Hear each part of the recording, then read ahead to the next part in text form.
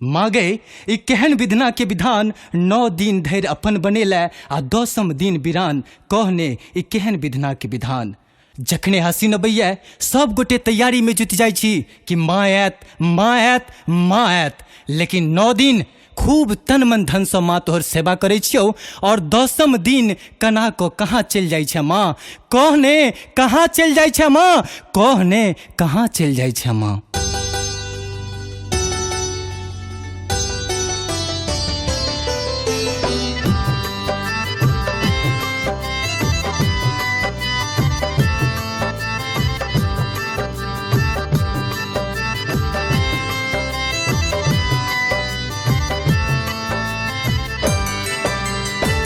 कोना करहबै एलै कठिन छन, चल जेती मैया गाम हे।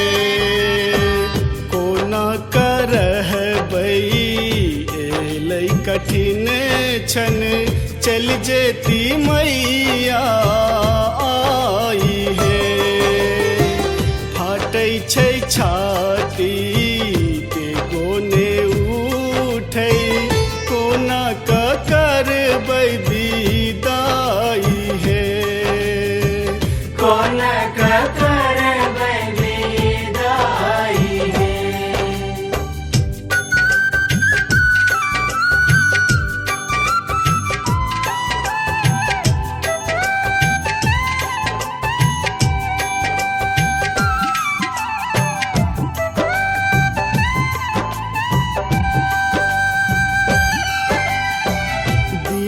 प्रथम छल शैल पुत्री के मैया के देलौं जे ध्यान हे। दिन प्रथम छल शैल पुत्री के मैया के देलौं जे ध्यान हे। पुत्री हिमालय के गेली हिमालय, तोरी का मोह सब आई है। कोना करबै विदाई हे, कोना करबै विदाई हे।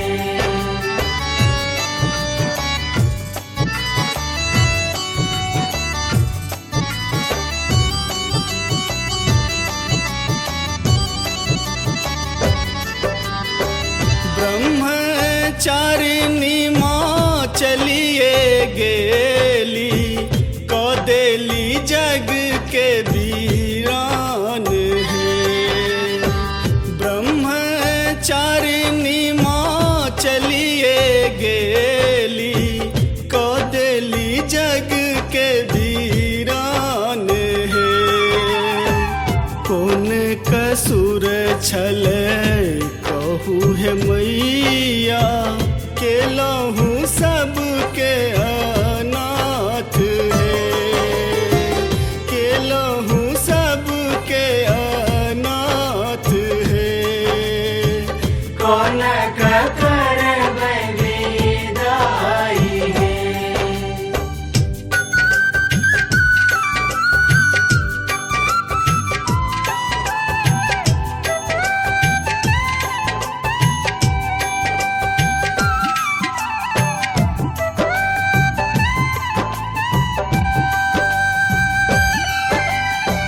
कहलौं जे रुकू चंद्र घंटा मैया, अहूँ त भ गेलौं आन हे। कहलौं जे रुकू चंद्र घंटा मैया, अहूँ त भ गेलौं आन हे। जीवन करुण भेलै पसरल रुंदन माँ, काटब कोना का दिन आई है। काटब कोना का दिन आई है। कोना करबै विदाई हे।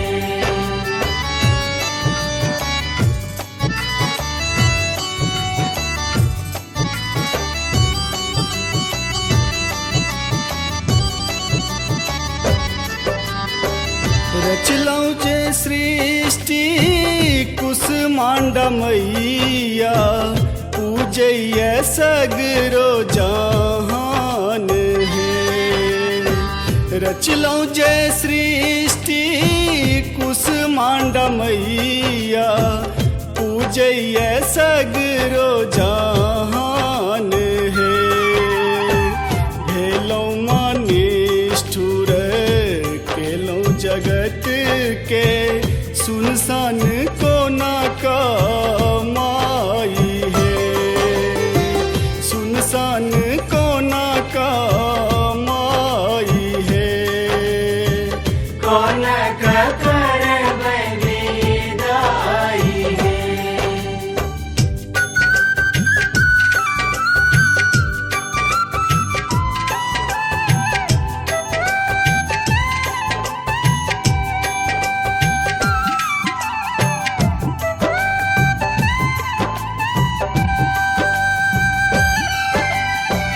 कतबो गोहरेलौं असकंद माँ के कहियो ने सुनलौं पुकार है।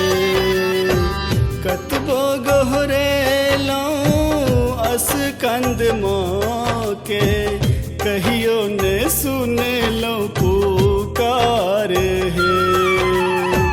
सुख शांति माँ कहियो ने देलो दर्शन ले तरस मन आई है। दर्शन ले तरस मन आई है। कौन करबै विदाई है।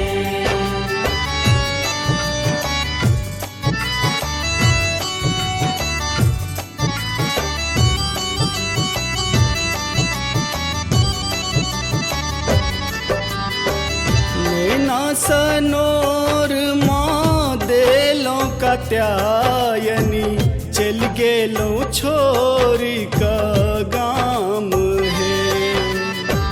नैना सनोर माँ देलों कात्यायनी चल गेलों छोरी का गाम है।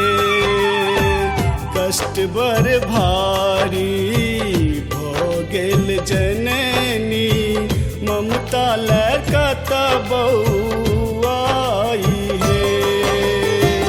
आहाँ लकत बउआई है। कौन करबै विदाई है।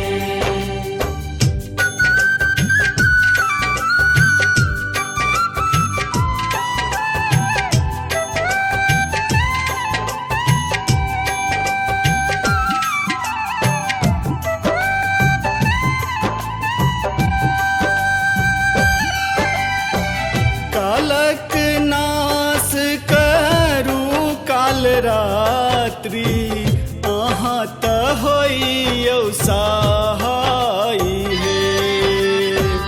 कालक नाश करू काल रात्रि आहाँ त होइयौ सहाय है। टोली घुराओ चुने आहाँ जाओ बनू ने अम्मा को माई है। बनू ने अम्मा को माई है। कौन करबै विदाई है।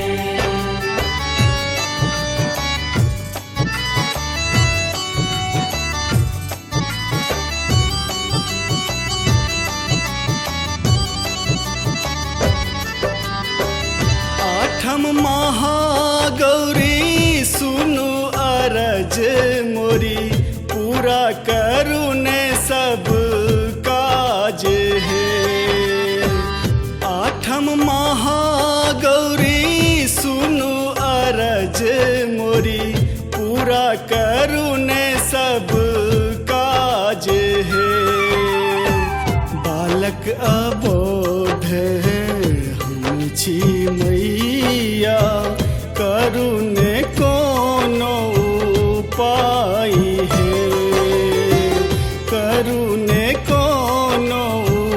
पाई है।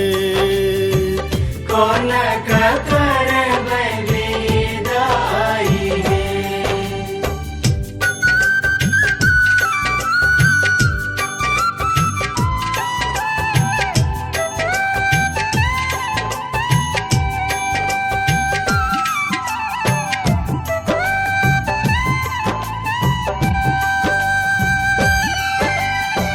सुनो है दुर्गे सिद्धिदात्री मैया, बिसरब ने जतरा में जाई है।